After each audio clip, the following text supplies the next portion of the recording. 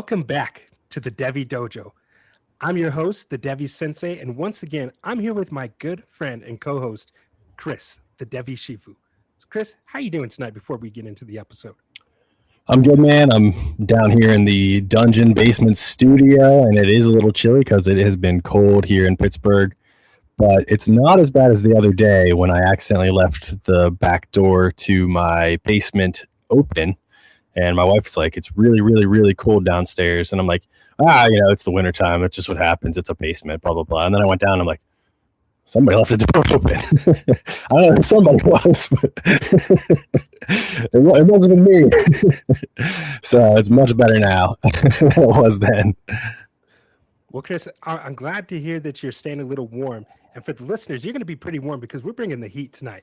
Look, last week, we're going to pick up where we left off because last episode, we put the 2026 and the 2027 rookie classes on the same board, and we let the values sort themselves out instead of treating them as these separate conversations. And look, Chris, we know that the narrative coming into this was pretty clear. 2027 is viewed as that gold standard, and 2026, by comparison, is pretty underwhelming. So we tested the idea head-to-head in those first two rounds. But this episode, as promised, we're going to bring rounds 3 and 4 of that same combined mock. The same rules, both classes eligible, but now we're into the part of the draft where I think you could say the opinions start to separate and the differences in how people value these classes really start to show up. So if the top of the board set the tone, Chris, I think this is where we see how that real value gap actually is. So without saying too much, man, we got a lot to unpack. So let's just get into it. Let's start with round 3, first pick. First pick is a guy who I thought might make it into the first 2 rounds. And I think it's still being slept on both here by some of us at the dojo and just kind of in general. KC Concepcion. He has been a very good wide receiver this year. He's getting a lot of buzz as kind of the next wave of wide receivers after the big 3. The narrative all year has been there's the big 3 at wide receiver, right? We're all very excited about Lemon, about Tate, about Tyson. And right behind it, there's a quality crop of wide receivers. And I feel like the narrative of 2026 has been that it's not as great. And that's what we're doing here with these last 2 episodes. This one and the last one is trying to compare 2027 and 2026. But I do think that there's a decent bit of depth at the wide receiver position here this year. So maybe not as top heavy as before. We like those big 3, not a superstar Calvin Johnson, AJ Green type at the top, but some really solid prospects at the top. But I do like the depth a lot as we progress through. And we've seen guys already get taken in this mock in the second round, like Chris Brazzell, like Jeremy Bernard. And right now we have KC Concepcion coming in here at 301, and for good reason. I love this guy. You talk about all the time, aura at the catch point. That's what he's got, man. He just goes up there and gets the ball. He plays bigger than he is.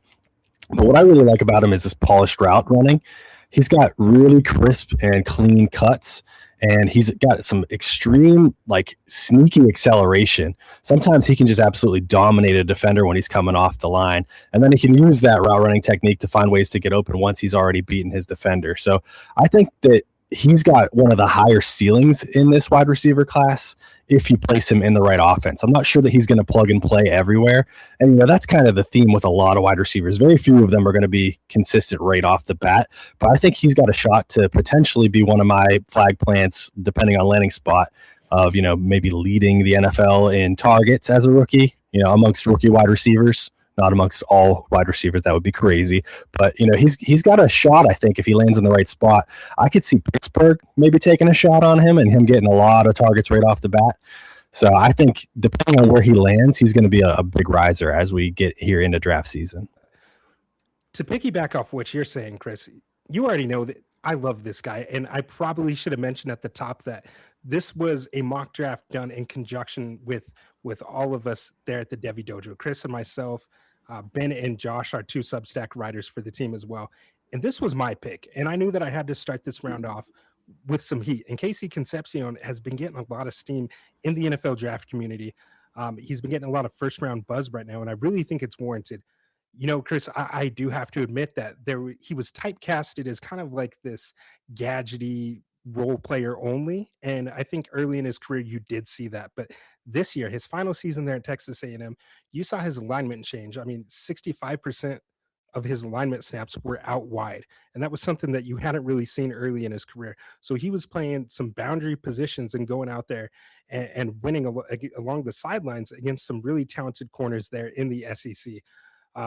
Physicality and toughness at the catch point. He really has those strong hands, which is something that I didn't really expect to see.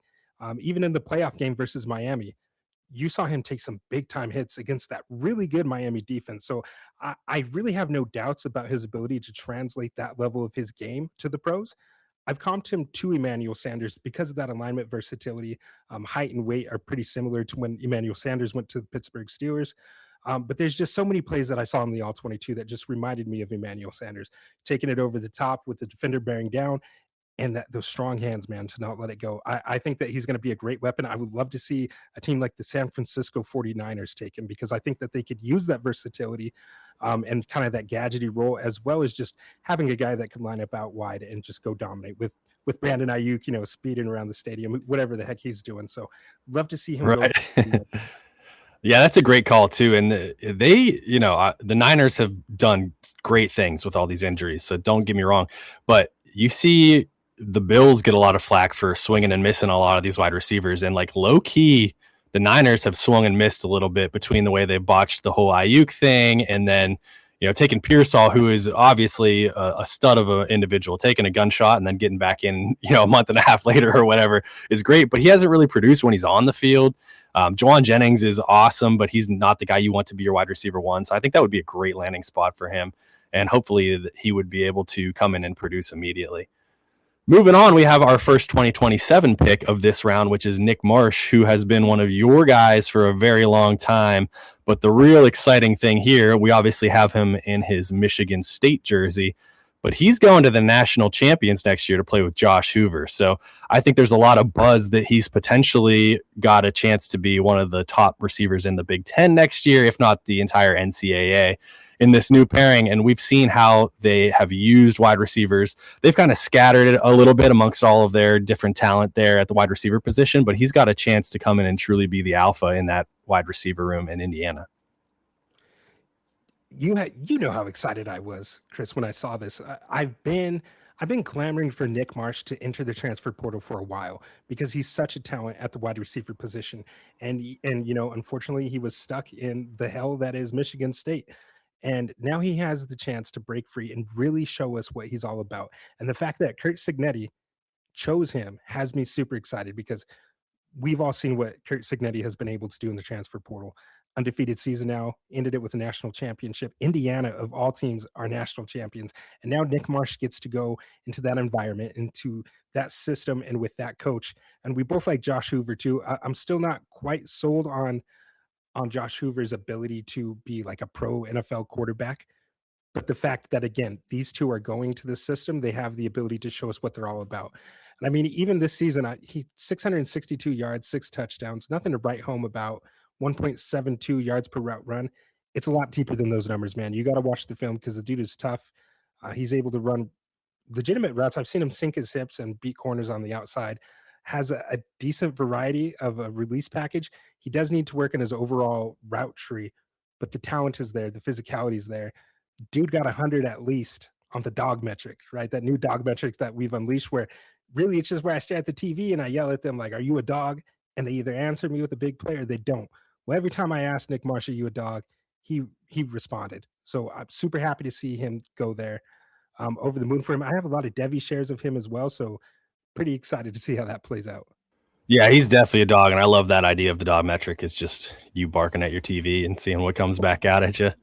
Absolutely. So we're excited to see what he can do. I'm kind of with you on Hoover. I don't know that I trust him a ton as a Devy asset, but I like him to be able to get the ball to his receivers and put up some numbers, maybe potentially even more than Heisman Trophy winner Mendoza, who didn't even clear 3,000, put up some nice numbers and get this ball spread around. This was my pick, and he's a guy who's been climbing up my ranks the more I look at analytics. Mario Craver. Mario Craver has been one of the best wide receivers in the entire college football game this year, especially when you start diving into his metrics. So if you take Power 4 wide receivers and sort them by yards per route run.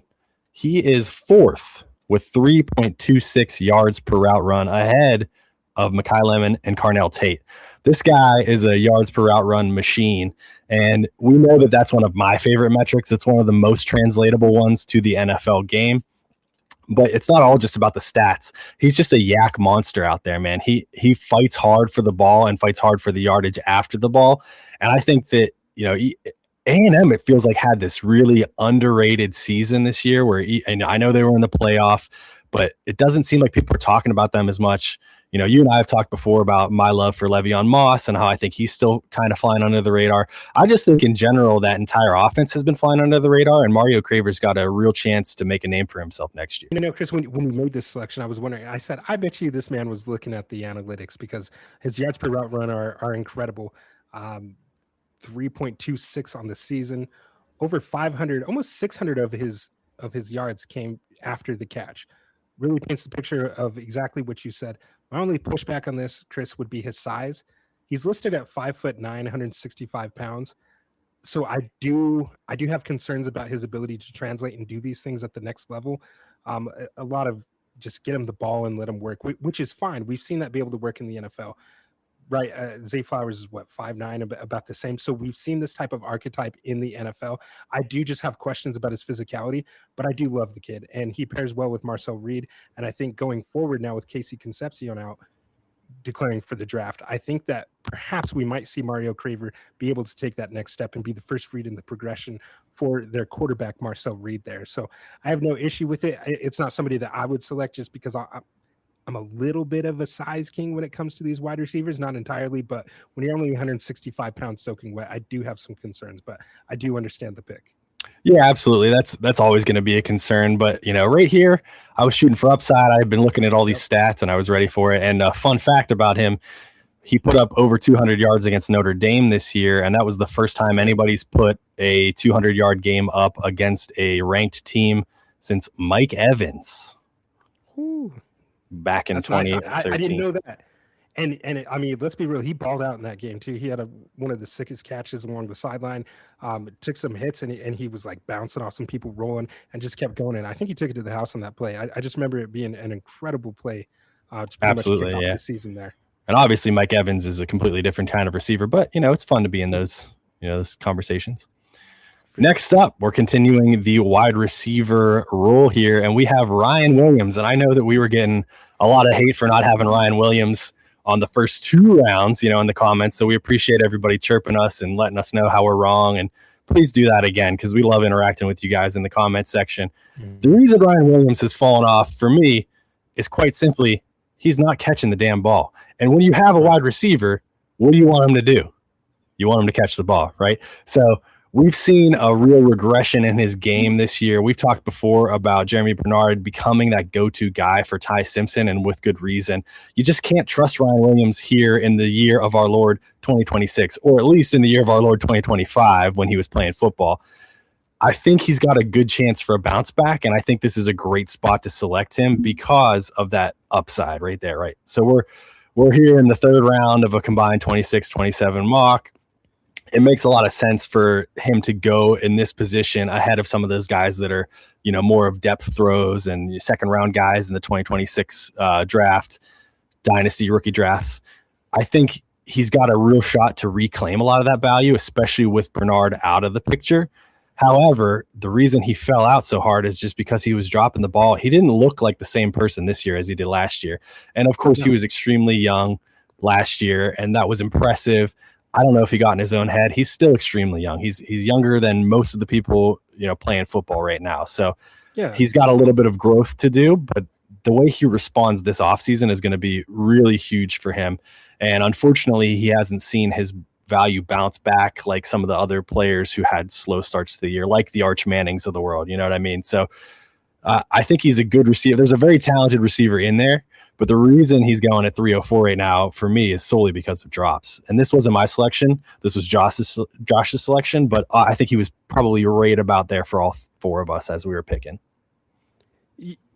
Josh even mentioned that in our group chat when we were doing this mock. He said, look, third round, I got to shoot for upside. It's time to take Ryan Williams. And I completely agree. I contemplated taking him there at 301 just because of the talent that he presents. Look, his most famous catch in his freshman year, the twirling parade, ballerina type stuff. I've said before, I've comped him to Lynn Swan, the way that he's able to go up and display that body control, and he still possesses those abilities. It's just simply his hand positioning when he goes to catch the ball is just not that you would see of a typical wide receiver. Why you saw him have 10 drops this season, and it's why you saw him have 7 drops last season.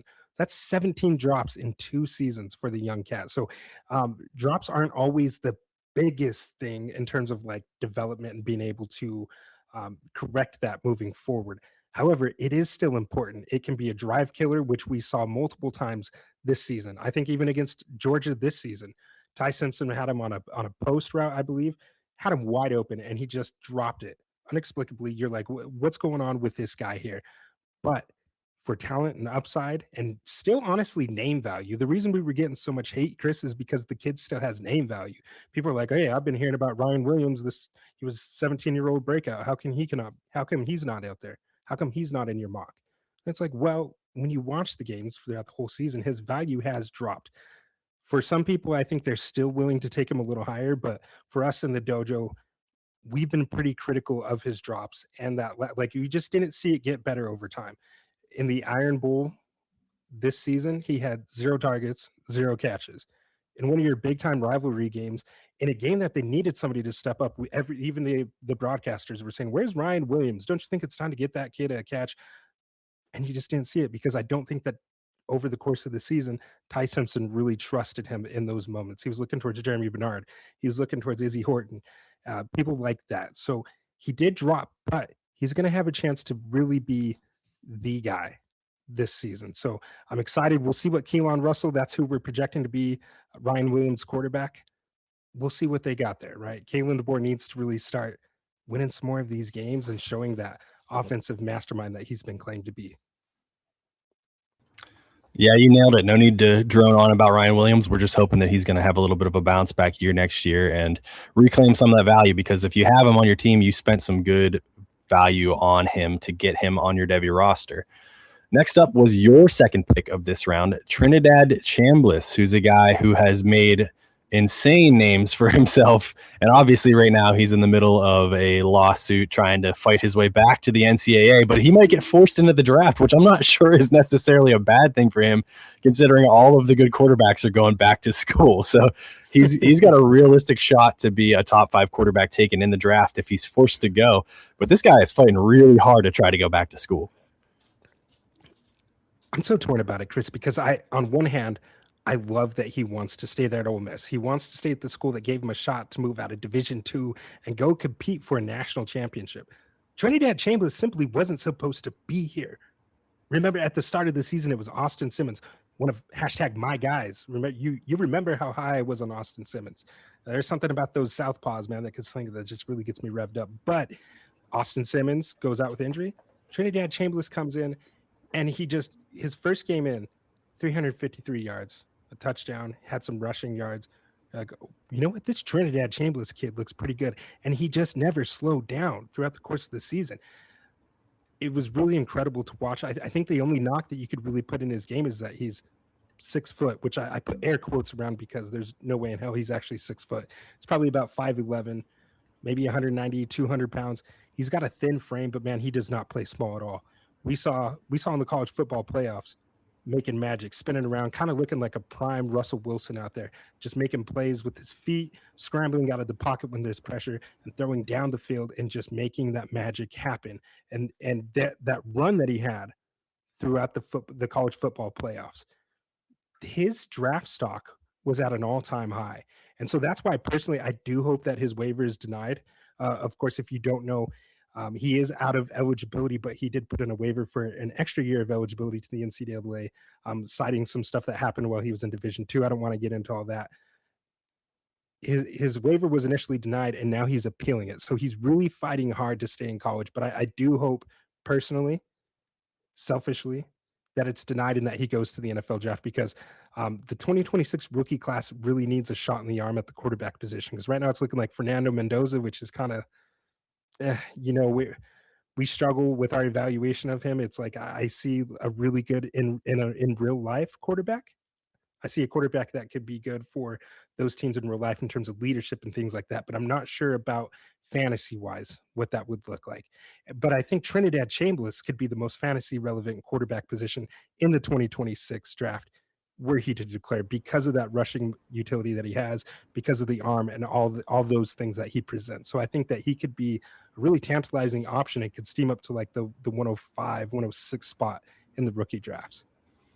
Yeah, I agree. I think a lot of people are going to be overdrafting Mendoza, especially after this wonderful undefeated run. I mean, just a magical season, man. You know, the Heisman, the MVP of the national game, championship game. Fantastic kid. I wish him nothing but the best. I don't necessarily want him on my fantasy team, but I think a lot of people are going to be, especially in Superflex, they're going to be letting me get some guys pushing back. And we talked about this a little bit, you know, through text, that he's going to get jumped up there and I think not be as producing as people want out of those high picks from a fantasy perspective. But I think he's going to have a nice long career in the NFL. And I like Trinidad's overall, you know, Konami code upside if it gets to that point where he has to get taken. And you know what? My boy Drew Aller, you never know, man. You got to talk about my boy. There's a chance that he could go in the day 2. You know, he hasn't even declared. Drew Aller's getting ready for a real job. You need to let him go. Oh man! Next up, we have Emmett Johnson, who has been a fun one that we've talked about several times here on the dojo. A guy who I think has been making some waves. Again, we've talked about that tier 1, very clear tier of Jeremiah Love, and it seems like everybody's got a different opinion about who the next couple RBs are. And I've seen some people outside of the dojo talking about Emmett Johnson as potentially the second running back in the class, especially from a dynasty and superflex or dynasty and rookie point of view. I think Emmett Johnson does have a nice, well-rounded game. I think he's one of the few running backs in this class that has an opportunity to potentially be a true workhorse, or at least a true workhorse in the modern NFL sense, where, you know, you're getting 60% of the touches instead of 80 or 85 like they did back in the day. But he is, man, he's just a lot of fun to watch. He runs really hard. He can do all things well. I don't know that he's going to be a big receiving threat in the NFL level, so you might want to split him a little bit with some more of a satellite back type. But he looks like a more complete back that would have been getting more buzz if he wasn't playing in Nebraska. I love Emmett Johnson. He's my running back too. I say that unapologetically. I know other people have others. I love Jonah Coleman too, but watching the film, man, I really fell in love with Emmett Johnson because of the quick feet. You know, it could be muddied in the pocket, a lot of traffic around him. He's so shifty and so elusive, and that's why you saw 66 missed tackles forced on the season. You mentioned his toughness at a mere 200 pounds, Chris. This guy has 741 yards after contact. And we should mention he led the country in rushing yardage this season and over 1,400 yards, 12 touchdowns, only 1 fumble. Very, very productive. And why I like that is because Nebraska's offensive line isn't terrible by any means. I believe they were middle of the pack. But in terms of run blocking, they weren't always the best. And sometimes you saw pressure in you saw a defender in his face right away, and he's having to make a move and a cut just to get a few yards. I absolutely love this kid, man. You don't think he's a good receiver, huh? That shocked me a little bit because I think he's a really good receiver. I don't know that he's got the full blown, you know, never take him off the field receiving workhorse outcome. I think that he might benefit a little bit from having a guy who's more of a receiving specialist there and let him focus a little bit more on running all over the field, inside and outside. You know, the modern NFL game, it's going to have situations where you're going to get guys balls, but I don't know that you want to get this guy, you know, 50 balls every year through the air. Yeah. He had 46 catches this season for 370 yards. I don't think he's like a dynamic passing weapon out there going to run a variety of routes, but he's going to take those screens and those dump offs. He's very agile. He can make a defender miss. Just get the ball in his hands, man, and he's going to go out there and make magic. That's what I really like about him, man. I think people are sleeping on his abilities. But once more people start diving into the tape, I'm telling you, man, this kid's really good. Not sure what type of draft capital we're going to get with these running backs, and so that could always kind of skew how we look at them a little bit. But I mean, anymore, you get guys like Cam Scatabo in the 4th round. You can get running backs like Tyrone Tracy in the 5th round, and they're going to be productive. So I don't really knock the running back position as much anymore. And in a 2026 class that's perceived as relatively weak at the running back position, I think that we're really going to have to delve deep into our scouting to find these gems. And I'm telling you, man, I think we were one of the first to really start shouting this dude's name. And I think this kid's going to be a star at the next level. I really do. Shout out to you for that. Next up was my pick. If you've been following the dojo for a while now, you know that I absolutely love Hollywood Smothers. I have been singing this guy's praises for quite a while now, and this is without a doubt my favorite transfer so far of this year. Hollywood Smothers is going to Texas. He flirted a little bit there with an Alabama commitment and then decided I'm going to go to Steve Sarkisian, and we're going with Arch and going to join that high-powered offense, and they're reloading a little bit down there in Texas. And he's going to be the featured back out of the backfield. Love what he brings to the table. I've talked about him before. He's slippery. I've used the term buttery smooth. His hip movement is fantastic. He just uses that pristine body control to kind of slide around defenders and keep moving. But he doesn't shy away from defenders either. He hits hard when he needs to. He'll take a tackler head on. I think he's a nice home run threat, but he's willing to do the dirty stuff as well. So the kind of player that you want to get on your team. With a nice year at Texas, I mean, Texas is going to be early favorites to potentially be the national championship contenders next year, right? Especially after adding a guy like this in the backfield. So he's going to be bringing some heat to the table if he can stay healthy. I am so happy that he transferred there. I am too. I would have been happy with him at Alabama too, truly. But we know Texas, man. We know how they move. They backed up the Brinks truck and they took this guy right out of Bama's hands. And there's some Bama fans in our Discord. Shout out Big Mo there. He was pretty upset about this move, and Cam Coleman as well. You know, that's another guy that they threw some money at.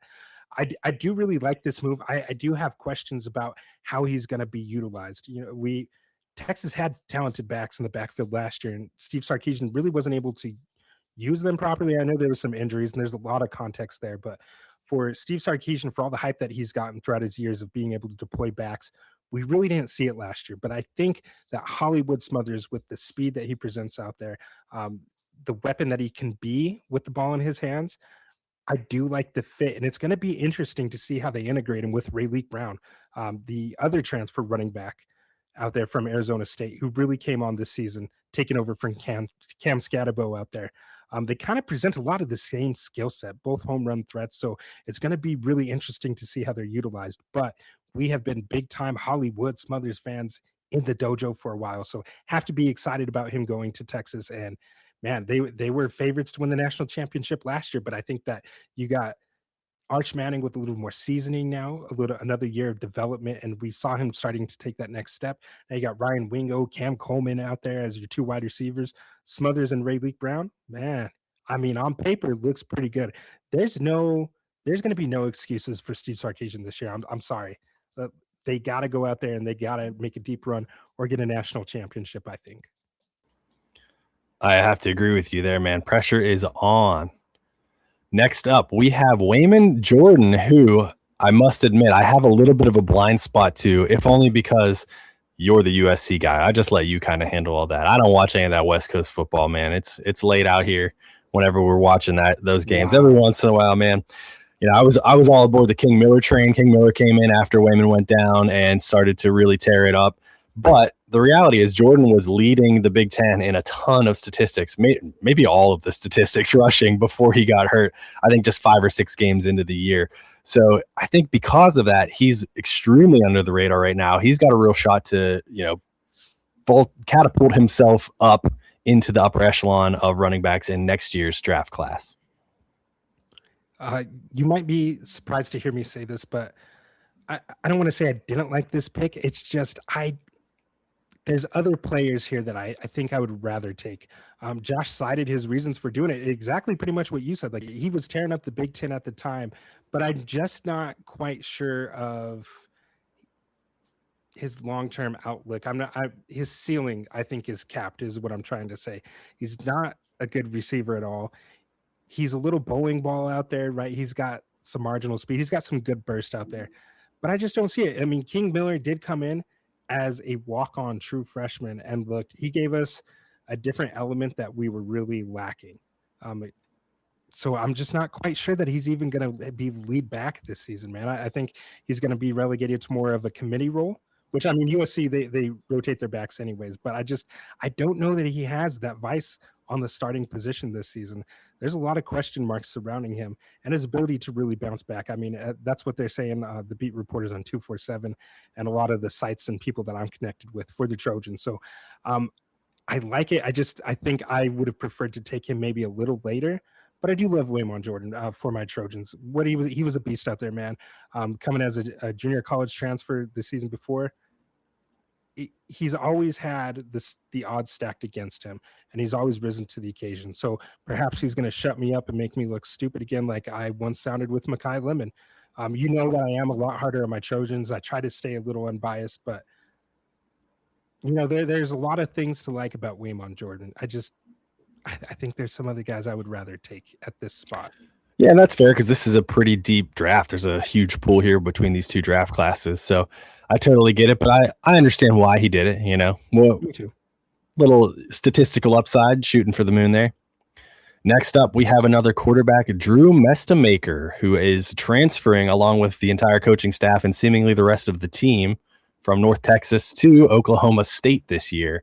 And he's got a chance to put a name for himself even more on the map. He's been flying under the radar. You know, we've talked about him before. You've probably heard his name here and there because he's been leading the entire college football game in a lot of statistics as a passer. But he was playing in North Texas. So the real challenge is ahead with him coming to the Power Four and making that leap against better defenses and seeing if he could do it. The good news is the path there is going to be extremely easy because it's, again, the entire coaching staff basically has followed with him. So he's going to a very similar program as the one he was just at. It's just you're now playing against a bigger and better defensive units, and you're playing under brighter lights. So I think that we've talked about him on our QB tier updates as potentially being a top 12 overall Devy quarterback to own. And I like to stand by that because we've seen some absolutely brilliant throws out of him. But the real question is, how is he going to adapt? You know, it's all obviously quarterback is a very cerebral position to play. So we need to know that Mestamaker is going to be able to step up a little bit in this these brighter lights. It's going to be a really good litmus test for him. Because that was the one knock that we had, you know, playing at North Texas. He's not really playing against the best competition. And now he gets to go play in the Big 12, which, you know, a little better competition, perhaps not really known for the defensive play in that conference, but it is better competition. He follows Coach Eric Morris, the man who recruited him, right, as a 0-star recruit out of high school. The man did not play a down of varsity football in high school. Just let that sink in. You delve into his story. It's truly incredible how he even got to this point. So again, he's a guy that the odds have been stacked against him, but talent ultimately prevails. And football has a funny way of really showing who's got it, who's got that it factor, and who really wants it. Because at the end of the day, it doesn't matter how many stars you have when you recruited. You could go out there and earn it on the football field. And that's exactly what Drew Mestamaker did. So I'm excited to see what he does. We talked about the coaching staff following North Texas there to Oklahoma State. Well, a lot of his weapons did too. We have the talented running back Caleb Hawkins transferred as well to Oklahoma State, and his top wide receiver there, Wyatt Young, did transfer as well. So he's got a lot of familiar faces just in this new place now. So this was my selection when I talked at 308, rather taking some other guys. This is really what I was talking about. I see a guy in the 2027 class that I think is really underrated right now in Devy, just because we haven't seen him. Obviously, if you play C2C leagues, you've known about Drew Mestamaker for a while, and I'm just super, super excited about this guy. He's got a freaking cannon, man. A howitzer out there, man. He could rip that freaking pigskin, man. It's so fun to watch. We got another quarterback here, a little back-to-backer. We got Brendan Sorsby, whose name has been all over the Twitter streets as everybody was trying to guess where he was going to transfer to. And, of course, he has settled on Texas Tech. So he was fun to watch last year, definitely raw. We've talked about him on an episode or two in the past. He can make some lightning, pinpoint, accurate strikes. He's made some of the most beautiful throws I've seen, some of the best highlight reels in this college football season. And he's also made some of the most boneheaded plays I've seen this college football season. He'll make egregious errors and just completely throw it in the wrong direction. And, there'll be a guy wide open and he's just going to throw it to a defender instead. He just doesn't make the smartest decisions. Texas Tech has obviously seen enough out of him to say, we're going to give him $5 million in NIL money, and we're going to bring him here to try to develop him further and get him a higher elevation in the 2027 draft class. But I think at this point, he's just excited to be, getting paid all that money to play football for one more year for a college football program and potentially still having the draft in his future. Yeah, it's the current landscape that we're in college football, which, I mean, it has its pros and its cons. A lot of people will tell you it's broken. I don't think they're necessarily wrong, but these are the exciting aspects. You got guys like Brendan Sorsby able to go out there and try to elevate their draft stock in their final season. I think we're seeing it with Josh Hoover too at Indiana, transferring from TCU there to Indiana now. And it just gives them a really good chance to try to elevate that draft stock. Like I said, I like Sorsby. He throws a very beautiful ball, man. He's got a little bit of that gunslinger mentality too, which is hard for me to stay away from. You did mention the turnover worthy plays. He had too many for my liking on this season, but you cannot deny the talent out there. So I like this at 310. This is like the Drew Mestamaker pick. You're banking on that upside, and you're really projecting that he's going to elevate that stock. So 310, man, in a combined mock like this, I have no issue with. Moving on to Chris Bell. This was my pick. I've been a Bell-liever for a little while now, and unfortunately, he got himself hurt. So that's going to put a lot of question marks on his future. But for a while, he was flirting there with potentially 2026 rookie drafts back end of the first round for me, because I think he's just an electric, talented receiver. He gets the Deebo Samuel comp a lot. He's got that big body. He can run the ball. He can play really hard, really physical, but he's sneaky fast as well. So I think he's got a very unique upside, one of those players that you can scheme a little bit around and get him some designed plays that you might not be able to do any other wide receiver for. So he could fit really well as like a 1B in an NFL offense, I think. I don't know if he's like got alpha dog mentality, number one upside, but I think that if he's got a very good player opposite him, that he's going to be able to eat here in the future. The problem is now what's going on with that injury, man. Nobody even knew that he was hurt, and it was just like, oh, by the way, he had surgery. It was heartbreaking to see, man. You and I were both Bell-lievers. Just really fun with the ball in his hands. Like, once you get him the ball and he could roll in space, the Deebo comps are worthy, because you really see that type of player. I did start to see him do more work down the field, probably a little more than he was ever given credit for. So I do wish that we could have seen him going on. And man, I mean, is he even going to be able to run at the Combine or the Senior Bowl, any of those things? I haven't really been tracking it. Probably not, with how late he sustained that injury. But I mean, we'll see. He could be a really good value in your 2026 rookie drafts, because I just don't know what type of NFL draft capital he's going to get. But if you believe in the talent, if you trust your training, he might present a pretty good value for you there. He does attack the ball, and he goes up there and gets it, which I like. We'll see what the future holds for him. And here we have at the 312, Eli Stowers, our first tight end of this round. And he is a very fun player to watch. He obviously won the Mackey this year. And he's somebody who, I've talked a lot of smack before on the tight end position in general, but I do like to take tight ends as you get into the back end of the second round in your rookie drafts, and into the early third round. I think tight end is one of the positions most people are playing tight end premium at this point, and tight ends are very hit or miss, and people want instant results. But a lot of these guys, you draft them with those later picks and you just stash them and you wait and see what happens. And Stowers is one of the few that I feel like has a chance to potentially be an immediate producer at the NFL level, depending on where he lands, not necessarily as a tight end one in fantasy finish, but getting on the field, kind of like we've seen like a Terrence Ferguson this year, getting on the field, working in a rotation, making a name for yourself, because he is a very complete overall tight end. He can line up in line, he can block, but he's a very athletic guy. And obviously there's a reason why he won the Mackey. So I think that there's not enough buzz around him quite yet at this point, especially considering there's not like a ton of high-end talent at the tight end position in 2026. Yeah, Might be a hot take here, Chris, but he's my tight end one in the class. Has been for a while. I know people, people really like Kenyon Sadiq because of the athleticism, right? And I've seen that before. Like athleticism matters for the tight end, absolutely does. I'm not going to discount that. But Eli Stowers does that, and he's more of a complete player to me, and he's still relatively new to the position. That's what I like. I really like. If you know the story, he was recruited to play quarterback for Texas A&M. That obviously wasn't working out. He transferred to New Mexico State, converted to tight end. That's where he met Diego Pavia. Then they both went to Vandy. That's when they both started making that magic happen. And really, I think those two were the provocational force behind that turnaround that you saw at the Vanderbilt program. I've just seen him do it a million times against Texas, 146 yards, 2 touchdowns. He was an absolute beast, a dog all season, all of last season too, as well. He's definitely declaring now. I don't know what type of NFL draft cap we're going to get. And I do want to add the little caveat that my rankings on him might change because I still haven't completely dove into all of the tight ends for that class, but I've maintained him as my tight end one secretly in hushed whispers for a while. I've been struggling. Do I put him, Sadiq, maybe even Trigg there? And I did finally confirm and come out and say, look, Eli Stowers is my number one until proven otherwise, right? He won the Mackey Award for a reason. I just think he's more consistent. I think Sadiq probably has more upside, but I'm going to go with consistency at the tight end position.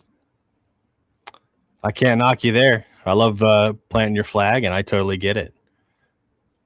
We are now in the 4th round, and we kick off the 4th round with Mr. Jadarian Price. And I had talked with Emmett Johnson about how there's a lot of differing opinions on who the RB2 of the class is. And I've seen people say it before that he's their RB2 of this class in 2026. And I've seen a lot more of that in the last couple of days on the Twitter streets than I have, in the last month or two. So I think he's really rising now that he's put his name in the draft. I think both you and I would have liked to see another year of him at Notre Dame just to, be the lead dog and prove that he can do it without Jordan Love there or Jeremiah Love there. But he does look good when he has the ball. There's no doubt that he's explosive. He's a very good running back. He could beat you with his speed. He runs hard. Much like with Ryan Williams, my biggest issue with him has been fumbles, right?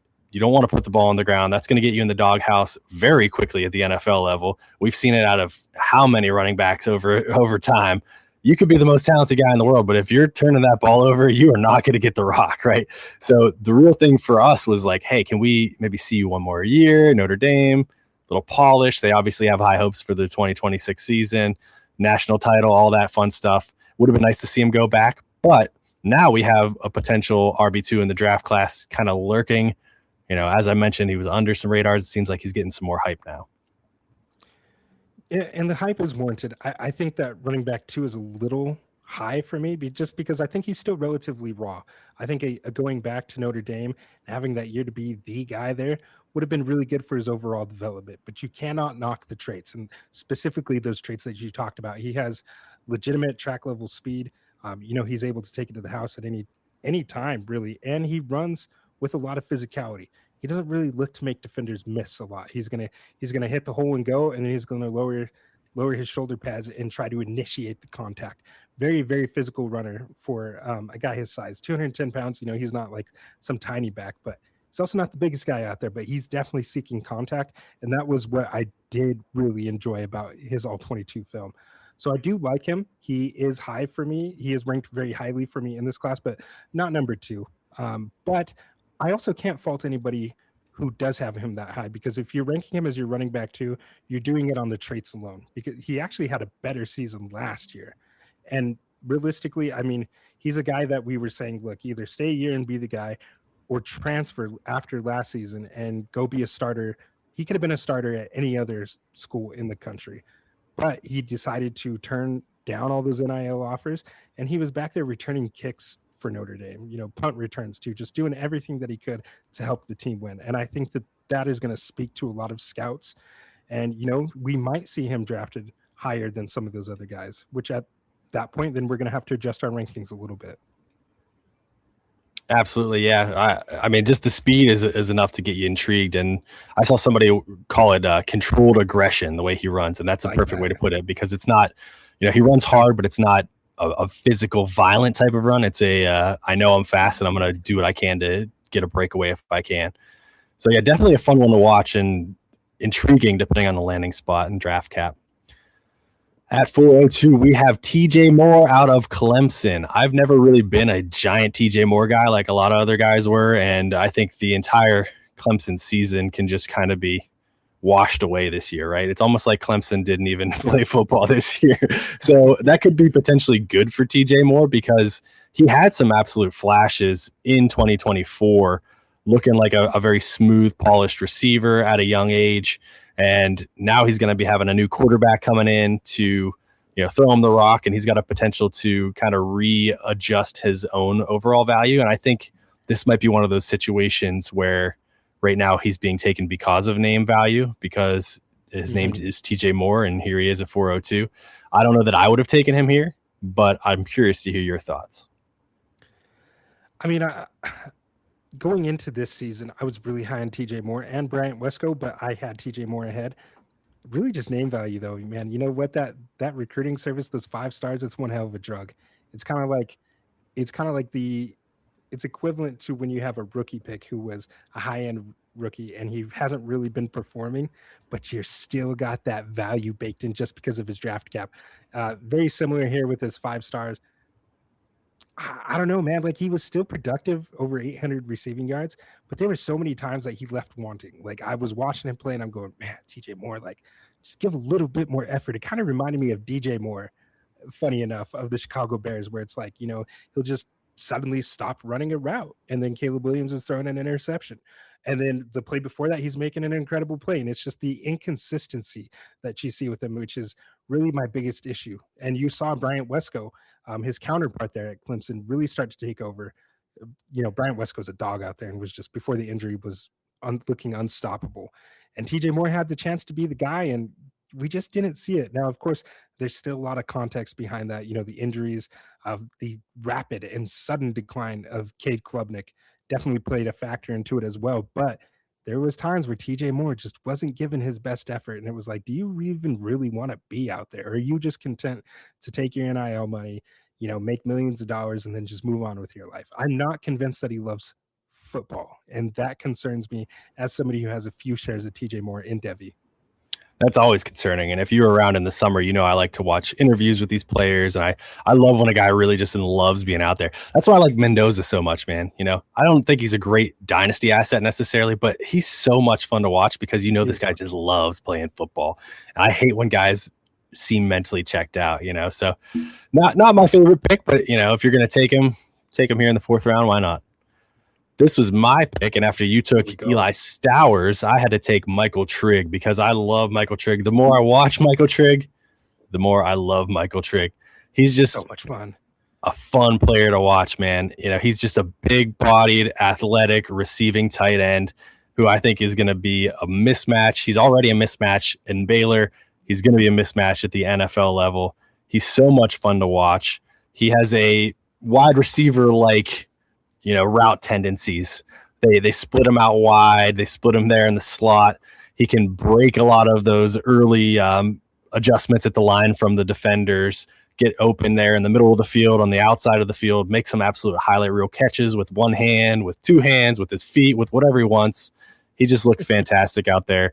His yards per route run this year was 2.18, which is very good. It's better than Kenyon Sadiq. Not quite as good as Stowers, but very, very good. Top 8 in college football. His average depth of target is over 11. So like I said, he's making those wide receiver like moves to get the ball. It's not like he's just getting these curl routes and, hitch routes and drags across the field like some of these tight ends are doing just to get him an easy target and let his big body, plow over some defenders. He's out there running like a wide receiver. So I love the overall. You just watch any tape on him and you're just like, oh man, I have to salivate because there's some insane potential. And when we're talking about tight end, you want a guy who has that massive monster weekly upside because you're going to plug him in. You're only going to have a handful on your dynasty lineup that you feel solid about every week, right? And you don't want it to be like Dalton Schultz, right? You want it to be a guy like Kyle Pitts or somebody who you know has that massive upside ability, and that's what I think Michael Trigg brings to his game. Yeah. I love Michael Trigg, man. He's so much fun. 16 targets week 1 versus Auburn. I believe it was a 26% target share just that week alone. He didn't quite have that many targets the rest of the season, but you consistently saw him get 10, 11 targets on the season for a total of 85 targets, 69% alignment in the slot. We talked about it ad nauseum on this podcast. That's fantasy goldmine for tight ends. You want those guys that are lining up in the slot, that can line up out wide, that can be used in motion. Michael Trigg is that guy. Look, Michael Trigg has always been that guy. Going back to his time when he was first recruited to USC, he was just a little bit of a knucklehead out there and kept getting suspended and injured. And I think he's finally put it all together and had the best season now going into the draft. Very fun and tantalizing option there at 403. And for a guy that's probably going to be taken in the second round of 2026 Dynasty rookie drafts, man, I love it here. I love the value right there. But let's move on to 404. We're running out of time here. John Mateer was up next, and he is not going anywhere. He's announced that he's staying at Oklahoma, and we were obviously very high on him, especially you early in the offseason, and he started so hot. He was the leading Heisman contender after the first couple of weeks in the NFL or in the college football season, and then he got hurt. And unfortunately, the hype just kind of died there, and the rest is history. But the big thing that we like out of him is that Konami code rushing upside, which we always talk about because it makes so easy to just put these guys who might not even be the greatest passers. I'm not saying he's not a good passer, but when you got dynasty quarterbacks that are just getting 10 points a week on their feet, that's easy, man. You want that as long as you can take it. That's why Justin Fields was going for so much, even at the beginning of this year.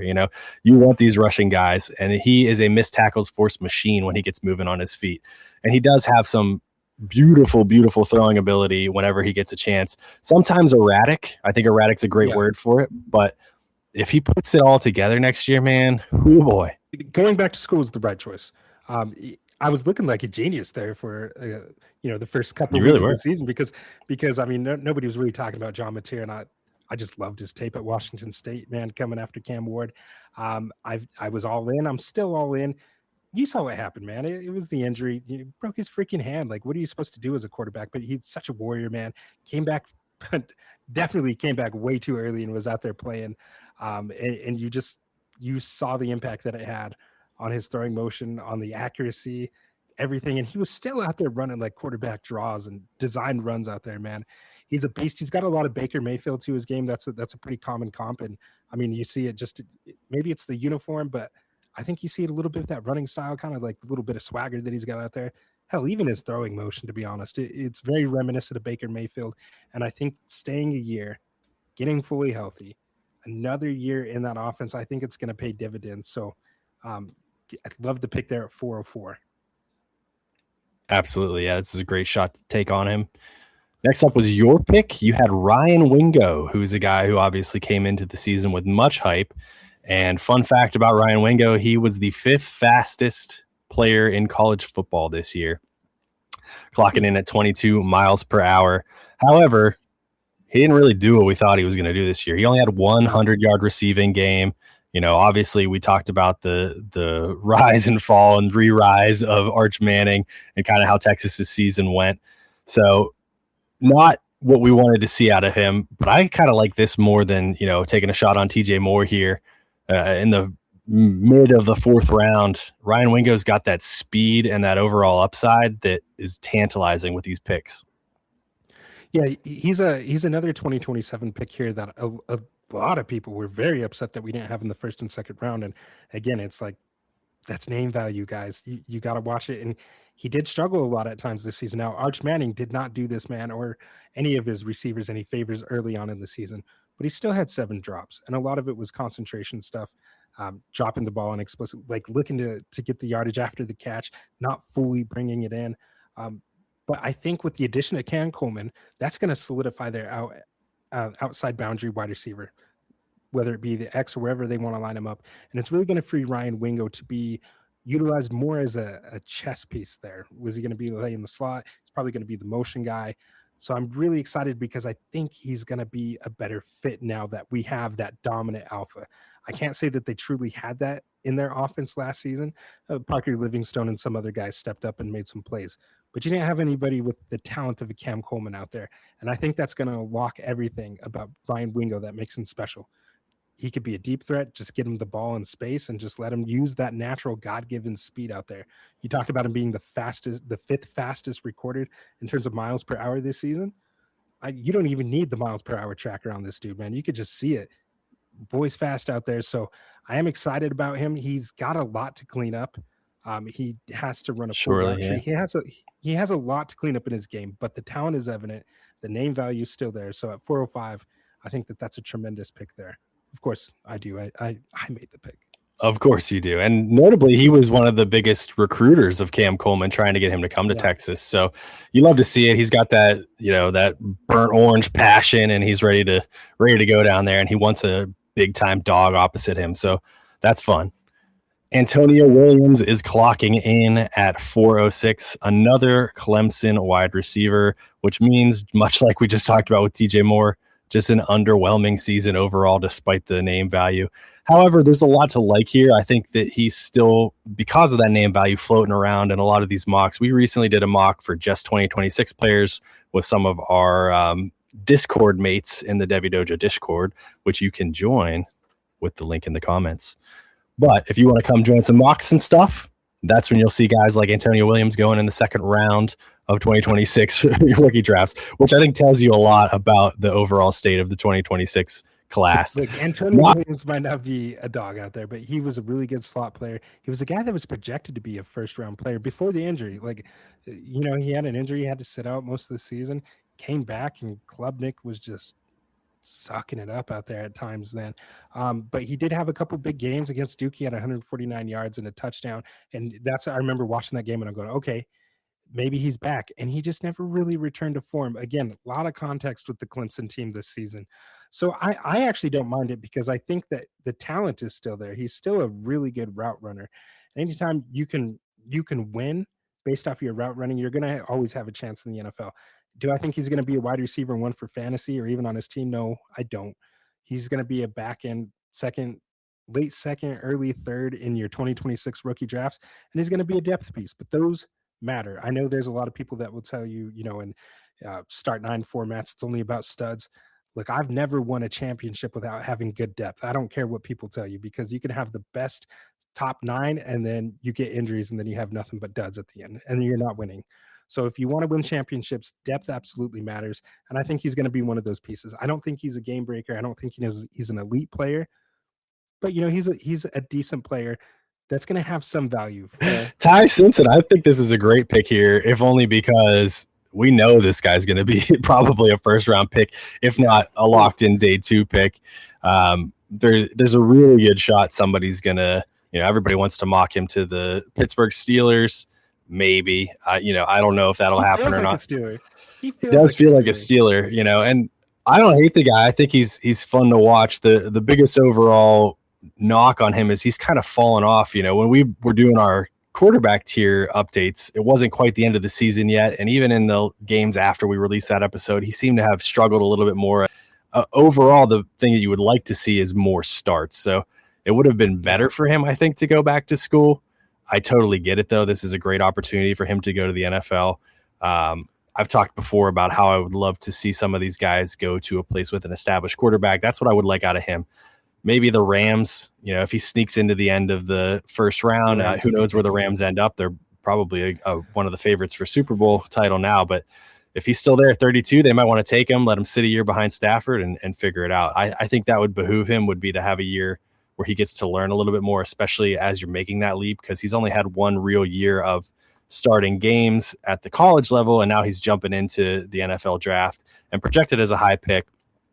He's made some great throws. I think he's got a more athletic arm talent than Fernando Mendoza, but I don't know that he's got the same decision-making processing as Fernando Mendoza at this point in time. So that's what I mean. It's, for me, he's more of a project than a plug-and-play starter.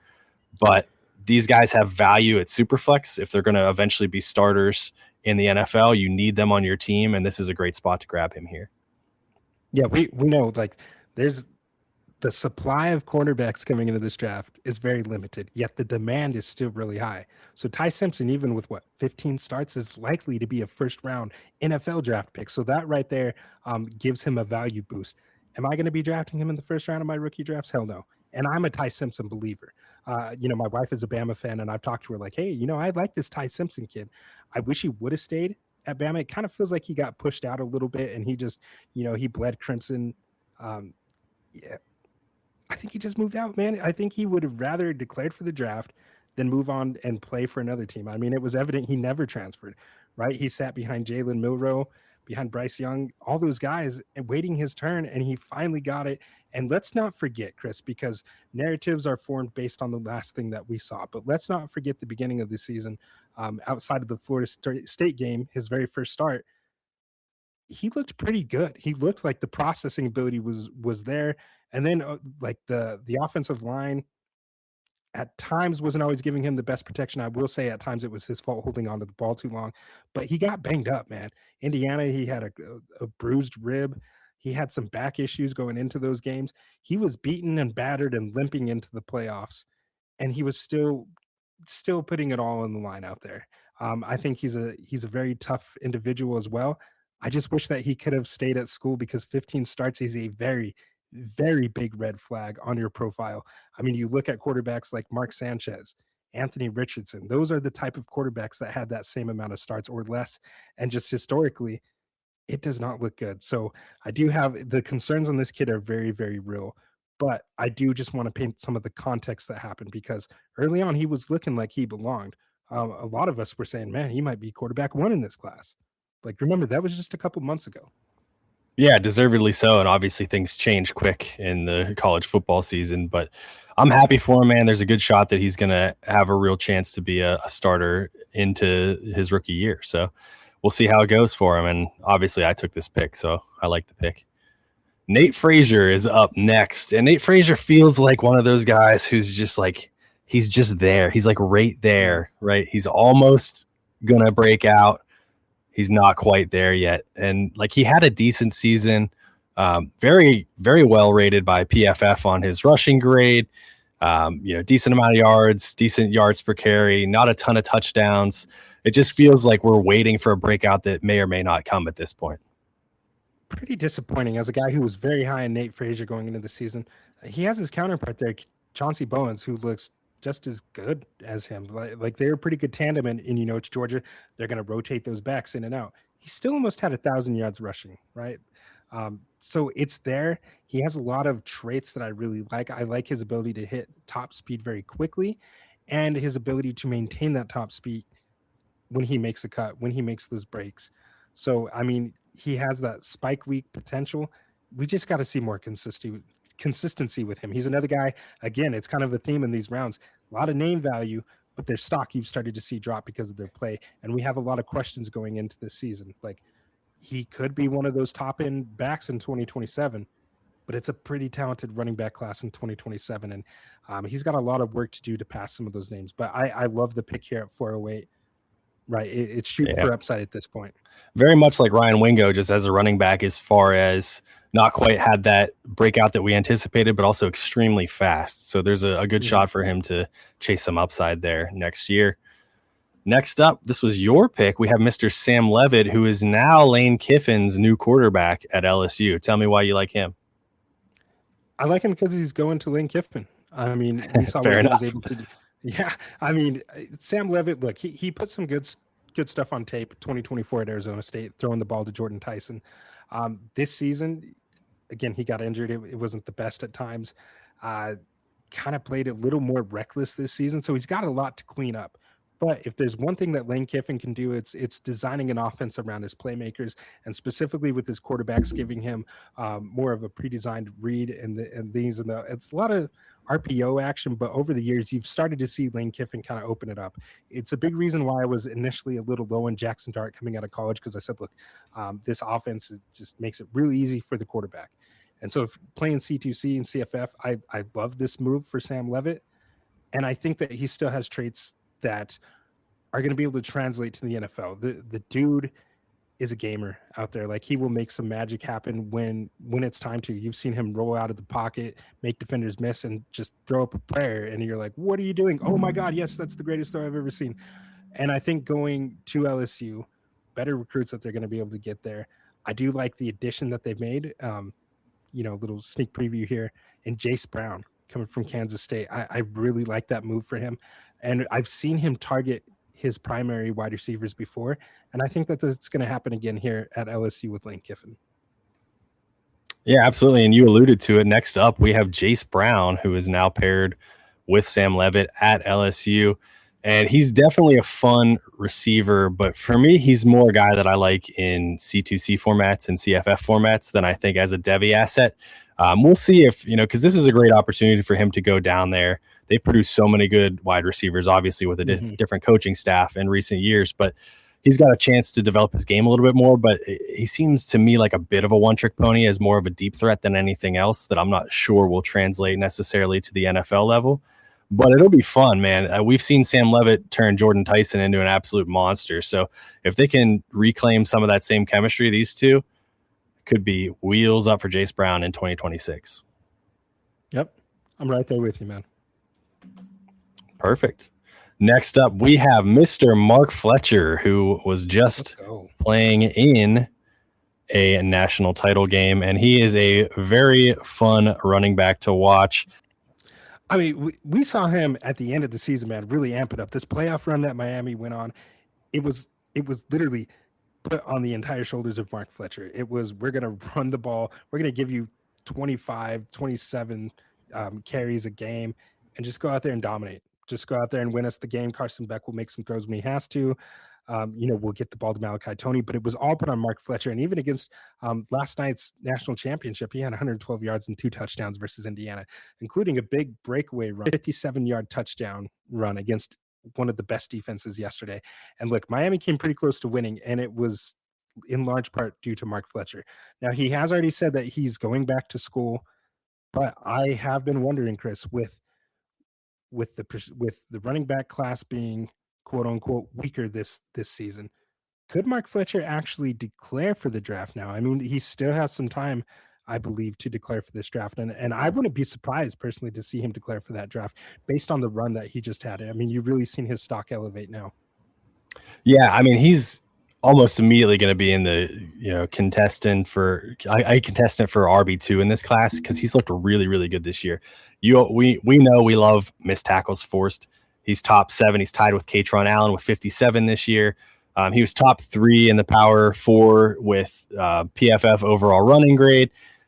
Just absolutely a force out there. The stats and the analytics all back it up, but you can just watch the guy and you know that he's got an extremely high ceiling. If he breaks it loose, he's got a chance to take it to the house, which is beautiful. I don't know that he's got a great receiving upside, and in this case, they haven't used him a ton out of the backfield. I know he's dropped a few balls this year, and so he's more of a pure runner than anything else, but he's a fun one to take here at the end of the 4th round. Yes, and rounding it up, our Shinobi Josh took DJ Lagway, and I believe this was just a pure upside play. And how the mighty have fallen. It has been rough ever since that 5 interception game, dude. It's just been like people don't even care that DJ Lagway exists. Yeah, that was against LSU too. I mean, pretty rough against SEC play. I don't know that Lagway can process the field at this level. He's really struggled. I've been a big proponent of him. I'll admit it. I really liked DJ Lagway coming out of high school, and I was once saying, look, you gotta practice patience with these guys. And, he did get his opportunity. You can make all the excuses in the world. He was injured at the start of spring practice. He didn't get his first reps until close to week 1. He didn't get to develop chemistry with this. You could say all that, but his play on the field did not warrant that of a top end 5-star recruit. And now we've seen, I think it's official that he's at Baylor. I know it is official. Kind of verbally, it is official Baylor. Okay. He was kind of courting some other teams. I really think he was just holding out to see who would throw him the most money. Look, that's the playing college football these days. That's what they got to do, man. Man, it's about his business. I can't knock it too much. So we'll see. His dad did play at Baylor. I think that played a role in him selecting Baylor. But I mean, man, going from SEC level competition to now Big 12, to me, when you transfer down like that as a quarterback, it's a red flag right there, man. And it kind of seems like step one on the path to just falling down and fading slowly into irrelevancy. So I'm rooting Right. hard for the kid. I got a lot of shares of him. Made some trades for him when his stock was dwindling. You know, This is a good chance to key player. reclaim value, though, because Yeah. I think we are kind of in lockstep on that as far as him not necessarily being a true NFL, Devy asset, but you could potentially make great use of this. People are going to make the RG3 comparison now that he's at Baylor. He's going to have some easy games early on in the season. He's going to put up some numbers, hopefully, and give you an opportunity to sell him. So at this point, it's a firm hold on DJ Lagway. I wouldn't be running out there to flip him in the middle of the offseason. Wait till he gets a couple games under his belt, then ship him off.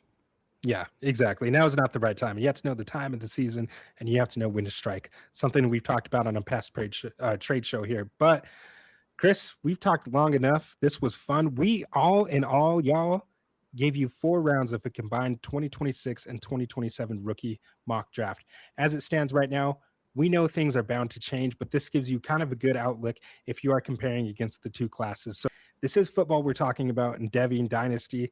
A lot can change very quickly. This time last season, we were saying 2026 was going to be very quarterback heavy, and that it was going to be a great quarterback class. And we've seen how quickly that changed. So do keep in mind that things change very quickly. A lot of these players that are in the late second round of 2026 mocks haven't been selected here. So I think that shows you that there's a little bit more of a sway towards the 2027 class here overall. But there's always something to be said about proximity to the NFL. So definitely an interesting experiment. I'm glad we ran it, and I'm looking forward to seeing what everybody's got to say in the comments. For sure. Well, that's going to do it for this episode. And if you enjoyed this breakdown, make sure to like the video, drop a comment, and of course, subscribe to the channel. It helps us more than you probably realize. And look, if you want to keep the conversation going, make sure to join the Devy Dojo Discord. That's where we're talking through these boards, trade ideas, mock drafts, and class values all week. And if you're looking for written versions and deeper dives, make sure to check out the Devy Dojo Substack. All those links are going to be in the description, so make sure to check that out. And once again, appreciate all of you guys for watching. We'll be back in the next episode with some heat. Me and Chris are going to be looking at some all 2020 for some of these guys. We're going to be looking at the same prospects, and then we're going to not talk about it all week, and then we're going to get on the show and we're going to talk about what we saw on film, and we're going to give a little bit of a scouting report for you. So until then, we will see you at the dojo.